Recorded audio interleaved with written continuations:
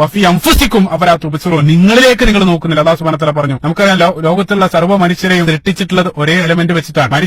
എല്ലാ മനുഷ്യനെയും നിർമ്മിക്കപ്പെട്ട ഇൻഗ്രീഡിയന്റ്, ബേസിക് കോൺസ്റ്റിറ്റ്യൂവന്റ് എന്നുള്ളത് സെയിം ആണ്. പക്ഷേ എത്ര വൈവിധ്യങ്ങളാണ്. ഒരേ മുഖമുള്ള രണ്ടാളുകളില്ല, അതേപോലെ തന്നെ ഒരേ ശബ്ദമുള്ള രണ്ടാളുകളില്ല. കോടാനുകൂടി മനുഷ്യരെ മുഴുവൻ അത് വ്യത്യസ്തമായിട്ടാണ് നമ്മൾ കാണുന്നത്. മനുഷ്യന്റെ ഫിംഗർ പ്രിന്റ് നമുക്കറിയാം, പരിശുദ്ധ ഖുർആൻ അത് സൂചിപ്പിച്ചു. അതേപോലെ തന്നെ കണ്ണുകൾ, ഏറ്റവും ആധുനികമായിട്ട് നമ്മൾ കണ്ടെത്തിയ ഐ ഫിംഗർ പ്രിന്റ്, രണ്ട് മനുഷ്യർ തമ്മിൽ അവരുടെ കണ്ണുകളുടെ രക്തധമനികളുടെ പാറ്റേൺ 200-ലധികം വ്യത്യാസമുണ്ടെന്നാണ് അവർ പറയുന്നത്. ഇനി അതെല്ലാം വിട്ട് മനുഷ്യനെ നിർമ്മിക്കാൻ ഉപയോഗിച്ച കോശങ്ങൾ അത് മാത്രം മതി. സുബ്ഹാനല്ലാഹ്, അതിന്റെ സങ്കീർണതകൾ എത്രയാണ്. ഓരോ മനുഷ്യന്റെയും ജീവന്റെ സ്ക്രിപ്റ്റ് 4 അക്ഷരങ്ങൾ കൊണ്ട്, AGCT എന്നറിയപ്പെടുന്ന 4 ന്യൂക്ലിയോടൈഡ് ബേസുകൾ കൊണ്ട് ഓരോ മനുഷ്യന്റെ ആ സൂക്ഷ്മ കോശത്തിനകത്ത് DNA കുറിക്കപ്പെട്ടിരിക്കുകയാണ്. ഇതെല്ലാം മുന്നിലുണ്ടായിട്ടും ദൈവത്തിന് തെളിവ് ചോദിക്കുന്ന, യഥാർത്ഥത്തിൽ വെള്ളത്തിൽ ജീവിക്കുന്ന ഒരു മത്സ്യം വെള്ളത്തിന് തെളിവ് ചോദിക്കുന്നത് പോലെയാണ് യഥാർത്ഥത്തിൽ ഇത്രയേറെ ദൃഷ്ടാന്തങ്ങൾ മുമ്പിലുണ്ടായിട്ടും ദൈവത്തിന് തെളിവ് ചോദിക്കുന്നത്. തബാറകല്ലാഹു അഹ്സനുൽ ഖാലിഖീൻ. അല്ലാഹു സുബ്ഹാനഹു വ തആല അവയെ മുഴുവൻ സൃഷ്ടിക്കുകയും സംവിധാനിക്കുകയും ചെയ്തവരാണ്.